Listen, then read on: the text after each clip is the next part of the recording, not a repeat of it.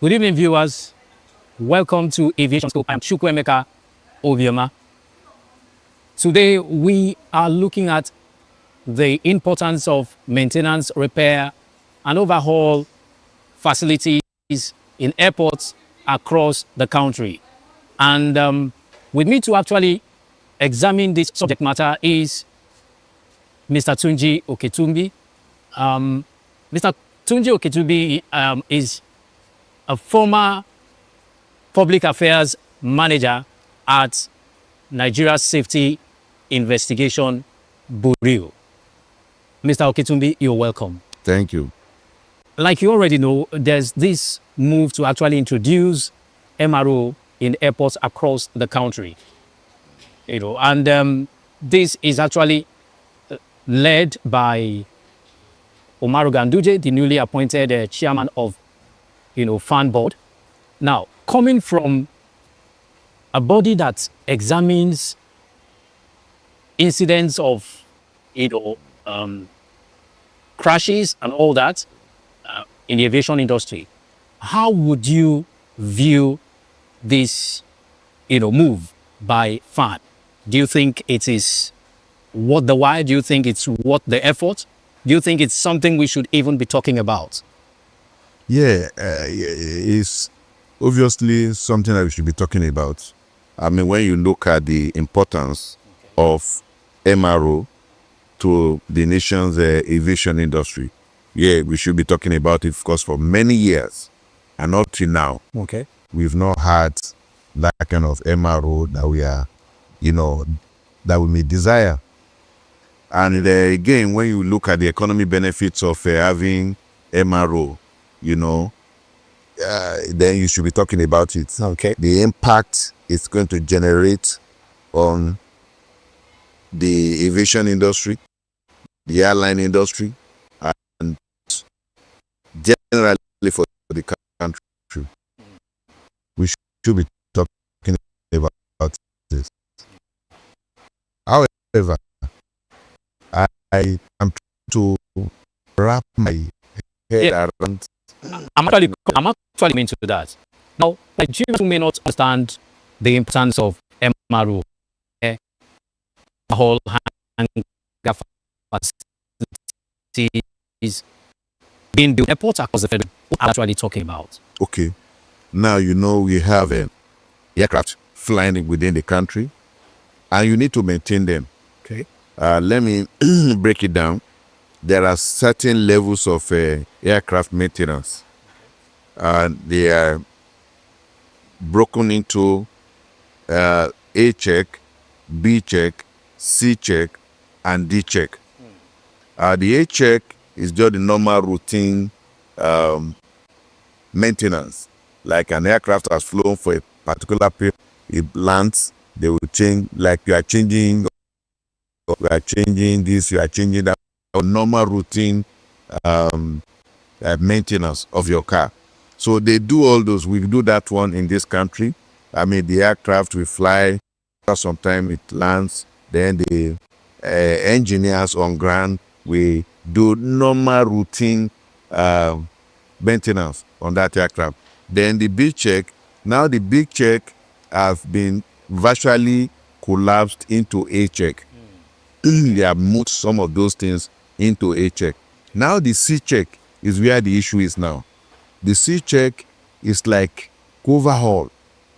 The engine and the significant part or the system of the aircraft.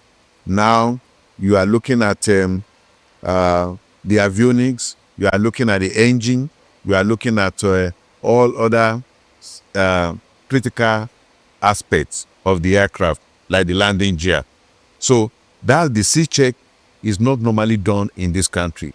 When they want to do the aircraft, they fly the aircraft to other part of the world, like Ethiopia in Africa, Ethiopia, Morocco, and probably South Africa. But in most cases, they go to Europe and Asia, Okay. Indonesia, Singapore, and even America. But when Nigeria Airways was still here, they were carrying out A check, And they even attempted, they even did this check on a particular aircraft. You understand what I'm saying? And so it's something that is very, very critical, that is very necessary for us to have here. And anytime they take the aircraft overseas like that to go and do the maintenance, like the C check that we're talking about, they spend a lot of money, foreign exchange. All right. Now, I want to ask, many say it's, having M.R.O hangars across the federation in different airports is merely a logical enhancement. How correct is that? You don't have to have, that's my opinion. You don't have to have M.R.O in all the airports or in all the geographical regions of the country. We are even just starting. How many aircraft do we have in this country, for example? So we need M.R.O, but we must not make it to look like something you have at every bus stops. No. Why do you say so? It depends on the volume, the traffic you have. Yeah, we are saying, okay, there are people can come from all other countries to, is that the way they have it in Morocco? Is that the way they have it in Ethiopia? Ethiopia has, gone far in terms of M.R.O. And they take aircraft from various parts of the world. What I'm saying is that, why don't we start and do it well? Right now, another airline, domestic airline, has also indicated they are starting the construction of an M.R.O, which they believe will be, or they have stated, will be ready in 2 years' time. And now FAN wants to build M.R.O in how many airports? 6 airports, or virtually all the airports, or whatever. We need to coordinate our activities. We need to really know what we are doing. I would love to have FAN building M.R.O, and also another airline, maybe APs or any other airline that wants to, aero contractors that's also been trying to, they have M.R.O. Okay, maybe the level of what they can do, differs. Right now may not be what we want right now. However, if we want to do it, let's do it like we are serious. Okay, so when you say let's do it like we are serious, what exactly do you mean? Okay. How would we do it to actually portray seriousness on our own part? Fine. This is something that we have been trying to do since 1988. The federal government at that time, tried to establish what they call national maintenance hangar. They were on it for several years, and it collapsed, it fizzled out. Then in, I think around 2013 or so, they tried to do what they call PPP, public-private partnership, something like that, okay? It never saw the light of the day. When the government is trying to enter into a business, then it becomes a concern for me. You understand? But they can provide the infrastructure. They can build the hangar. They can do this. But they have not told us what they want to do with having 6 M.R.Os. How? How do you want to do it? And that brings me to the question of the economic benefits these M.R.Os have for the sector and the economy at large. Yeah, number one economic benefit is that it stops capital flights. Okay. Because one, you will be paying for your maintenance in Naira. Anytime you want to go for C-check now, the airline has to be looking for how to, get maybe $4 million, $6 million, Translate that one in Naira and see what it gives you. So you don't have to be cracking your head on how to get foreign exchange. And foreign exchange has been a problem for us here. So they will now get the local, they are operating in local, most of the domestic airlines are operating local flights. and so they are making their money in naira. Even the ones that have been over international flight, most of the money for that comes from within Nigeria, so the people pay in naira. So they have to convert this money to foreign exchange before you can take your aircraft out.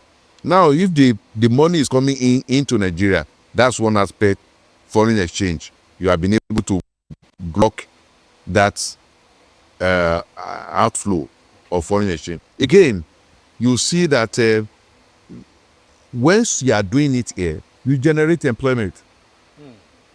Even though I see a problem believing the Air France, Air Peace, saying they want to generate 50,000. That may be exaggerated, but one thing that is sure is that they are going to generate employment, direct employment and indirect employment. So that's a big boost to our economy, you know. So once you have that, then the airlines also, when they save money, and they do not have to have that headache, they are going to, it's going to affect the economy. You all know that the airline industry is a catalyst for the economy development. I'm sure you know that. Okay, because people fly from here to Abuja, from Abuja to Port Harcourt, from Port Harcourt to everywhere, and things like that. It boosts the economy of the nation. It is a catalyst for rapid economic development. So, and that is that. So there are other numerous advantages that you generate from having M.R.Os. I have no doubt about that. And that is what in the aviation industry, people have been clamoring for a very long time. All right. But right now, we are still groping for that. Perhaps if this one succeeds, the one that the Air France wants to do, the efforts of M.R.O, and if FAN is able to get this one through, then maybe we will maybe are on our way to getting there now. All right. Maybe we are on our way to getting there now. Yeah. With that line, we'll go on a short break. And when we return, Aviation Scope continues. Airports aren't just places where passengers board and depart. Behind every safe takeoff is a hidden industry: maintenance, repair, and overhaul facilities, or M.R.Os. These specialized workshops keep aircraft airworthy, compliant, and on schedule. But beyond safety, M.R.Os are also economic engines, generating revenue, creating jobs, and reducing costs for airlines and airports. These are the uses with economic impacts. First, routine checks and quick fixes. By handling daily inspections and small repairs, M.R.Os reduce flight delays and cancellations. That means that airlines save money, passengers stay on schedule, and airports maintain efficient traffic flow. Secondly, heavy maintenance and overhauls. Big checks like C and D checks extend aircraft's life and delay expensive fleet replacements. For airlines, that's millions saved, while airports with in-house M.R.O attract carriers who prefer to service planes locally rather than abroad. Next, engine and major component work. Repairing and reconditioning engines, landing gear, and avionics locally cuts down on foreign outsourcing costs. It also builds specialist workshops that generate high-skill employment. Then cabin upgrades and retrofits. M.R.Os allow airlines to refresh interiors and meet safety standards without buying new planes. This boosts passenger experience and lease value, while airports capture revenue from the refurbishment business. Next, AOG Rapid Response. When an aircraft is grounded, every hour means lost revenue. On-site M.R.Os get planes back in the air faster, directly protecting airline income and preserving passenger trust. Part logistics and supply chain. By managing inventories locally, M.R.Os cut turnaround times and reduce costly downtime, keeping airlines profitable and operations smooth. Training and regional hub services. Airport M.R.Os double as training centers, developing skilled local engineers. They also attract third-party clients, private jets, foreign airlines, charters, turning airports into regional hubs and boosting the local economy. In conclusion, M.R.O facilities do far more than fix aircrafts. They save airlines money, generate airport revenue, reduce outsourcing costs, build jobs, and position airports as regional service hubs. In essence, they are the technical and commercial backbone of modern aviation, ensuring not just safety in the skies, but sustainability and growth on the ground. 2564 coming up on boarding 9 right. 2564 Atlantic Tower. What happens in the hush behind hangar doors? Who signs the papers that gamble with lives? Which truths were grounded before they even ever had wings? If you've ever buckled a seatbelt at 30,000 feet, if you've ever stared out of that tiny window and wondered who's really in control of the skies, it isn't just flight, it's power, it's politics, it's pressure, seal and steel. We're peeling back the clouds from runway risks to sky-high secrets. We're diving deep where most dare not to look. Aviation Scope, every Sunday at 7 p.m. only on Voice of the People TV. We don't just report, we reveal. We don't just ask, we uncover. Because when it comes to the skies, ignorance is turbulence. Aviation Scope, the sky isn't the limit, it's just the beginning. Welcome back, viewers. It's still your program, Aviation Scope, on your darling station, Voice of the People Television. And I've been speaking with Mr. Oketunji, Mr. Oketumbi, a former public affairs manager at formerly AIB, now NSIB, Nigerian Safety and Investigation Bureau. All right, sir. Like we were discussing before we called for that short break. Now, there have been talks about cannibalization of aircraft, sir. And we need you to help us understand this. What is it about cannibalizing aircraft to get other aircraft that have been dormant for a while to fly again? I don't want to believe that unless the aircraft has just been packed. Let me start from this. All right. Every component you see on the aircraft has time expiry date. You understand what I'm saying? That's why it's difficult for me to say, okay, I believe an aircraft can be cannibalized, to fix another aircraft. If the parts you are removing from that aircraft have not expired. You see, most of the components of the aircraft are to be used within a particular period. If you don't use them, if you park the aircraft, you are not even flying. Those components will expire by time. It's either it expires by use or it expires by time. For example, let's assume you say fuel pump. I'm just using one, just random something. They say this fuel pump, the information that the aircraft owners have is that you use this aircraft and remove it maybe after you have flown the aircraft for 50 times landings, maybe after 50 landings, or after 6 months. Do you understand what I'm saying now? So now you begin to see that if you don't use that aircraft at all, you just park it.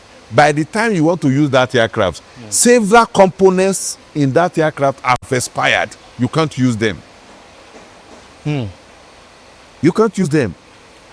if you are using them, let's say you have not packed it, you are flying with them, they will tell you after 200 landings, change this component, or after 6 months. So if you don't use it within those 6 months, they are already due for removal. So now if you want to cannibalize one aircraft, for how long have you packed that aircraft? Are those components you want to remove from that aircraft to another aircraft, are they still usable? So are you saying that that information is not correct? I'm not saying it's not correct. Okay. I'm saying that it's very dangerous to just cannibalize an aircraft and bring the components to use in another aircraft. Okay, let me give you an instance. Okay. Before ARIC started operation, they first bought 2 used aircraft, and they took the aircraft to Alabama and then Dothan in Alabama, and I was privileged to go to see that aircraft with one of my colleagues.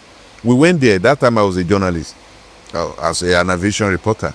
So we were there, and the people that were maintaining that aircraft, that were trying to doing the overhauling of that aircraft, told me that the owner of that airline was wasting money because there were quite a lot of components that were not yet due to be changed. That he said they should change all of them to new. So, and I saw the man, and I asked the man, they said, you are wasting money.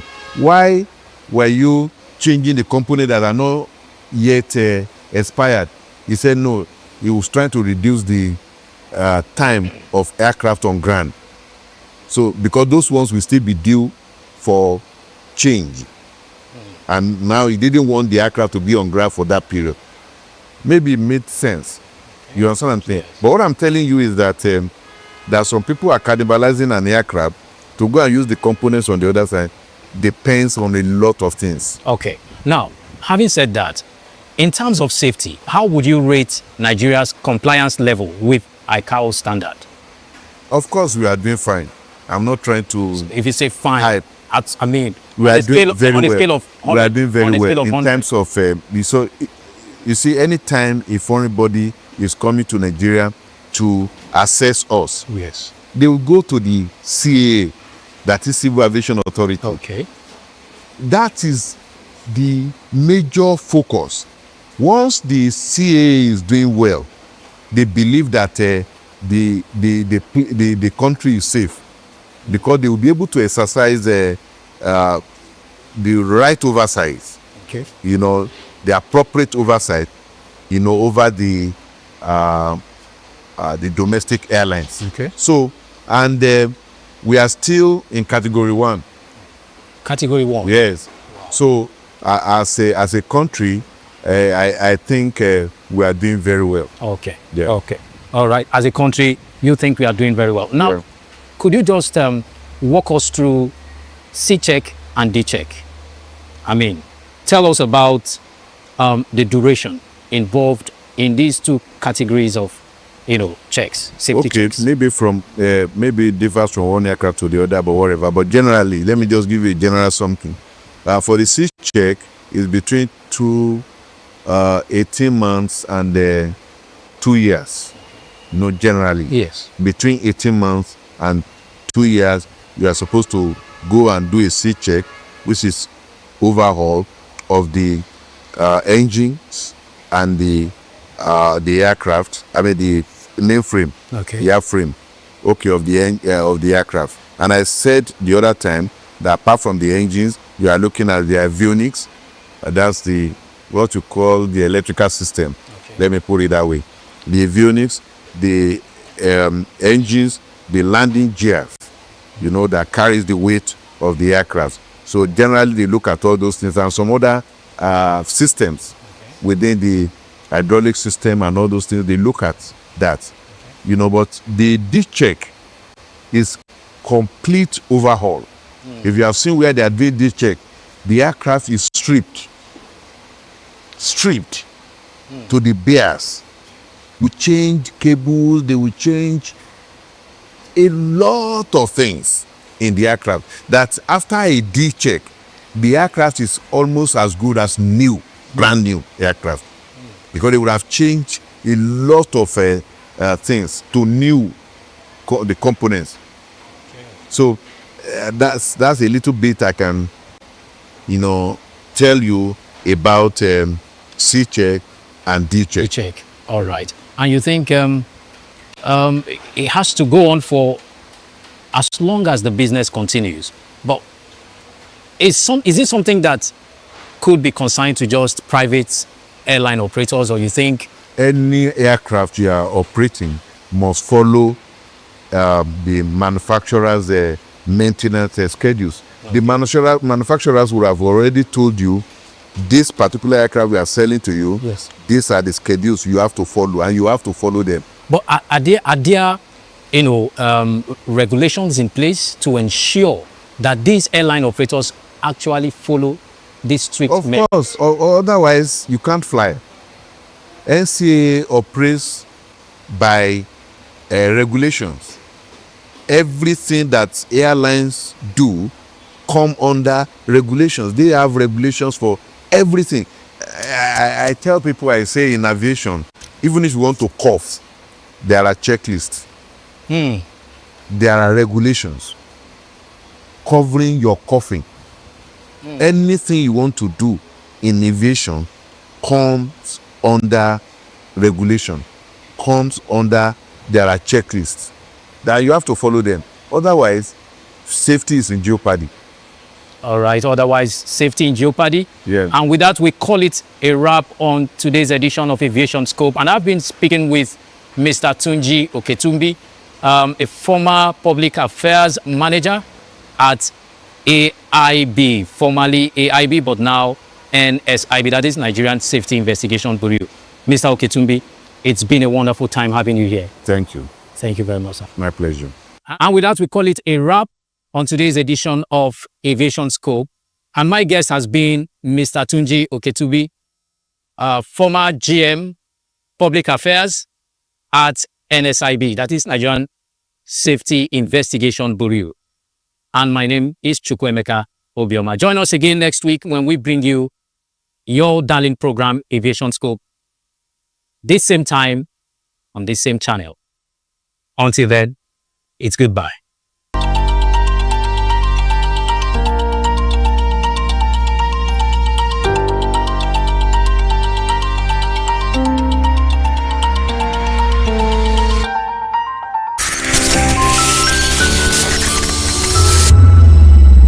Hey everyone, this is Desmond Elliott.